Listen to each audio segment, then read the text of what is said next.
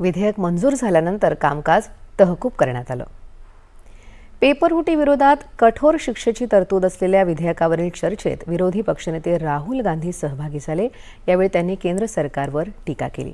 देशातील शिक्षण व्यवस्था आता अत्यंत महाग झाली आहे। नीट यूजी नीट परीक्षा घेण्यासाठी होणारा खर्च हा देशाच्या एकूण शिक्षण बजेटपेक्षाही अधिक आहे।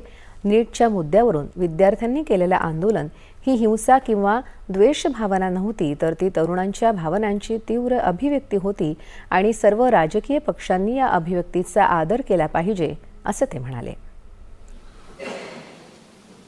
ईमानदार है वो बायपास हो जाता है, तो they are upset because of these things and our system is terrible, it's cruel.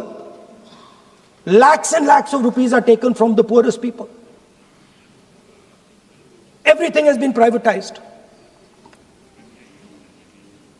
Paper leaks. In one exam something happens. In another exam something else happens. Some people are allowed re-exam, some people are not allowed re-exam. Rampant privatization means private companies are checking exams, wrong papers are going. It's a brutal, terrible system. It's an extortion system. यावेळी राहुल गांधी यांनी पंतप्रधान आणि गृहमंत्र्यांवर केलेल्या आरोपाला संसदीय कार्यमंत्री किरेन रिजिजू यांनी सडेतोड उत्तर दिलं।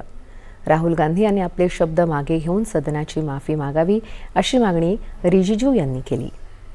सोचिए आप कितना गलत बात बोल रहे हैं। आप कल्पना कर सकते हैं, आप बिना सोच समझ करके जो इस्तेमाल कर रहे हैं और किसने फायरिंग का ऑर्डर दिया, What is going on? कैसे बोल सकते हैं आप?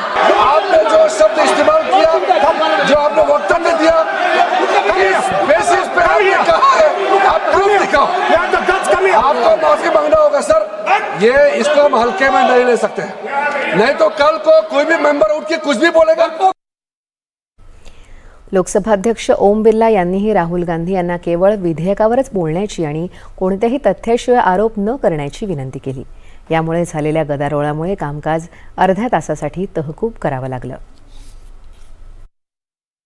प्रतिपक्ष के नेता, इसलिए प्रतिपक्ष के नेता से विशेष रूप से अपेक्षा है कि आप तथ्यों पे बोलें, इस विधेयक पर बोलें।